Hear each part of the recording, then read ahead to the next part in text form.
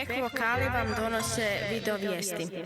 Dobar dan i dobrodošli u video vijest. Moje ime je Antonio i vaš sam današnji prezenter.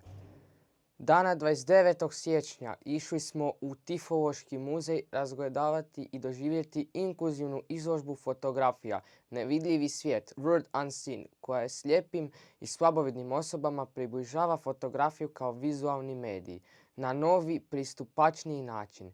Riječ je o međunarodnoj izložbi nastaloj u suradnji Kraljevskog nacionalnog instituta za slijepe i slabovidne osobe i tvrtke Canon, a koja predstavlja radove svjetski poznatih fotografija i Canonovih ambasadora. Fotografije na izložbi dočaravaju svoj sadržaj posjetiteljima oštećenima vida pomoću taktilne grafike, zvučnog zapisa i legendi o Nabrajevom pismu. Hvala vam što ste pogledali vijesti. Do idućeg susreta.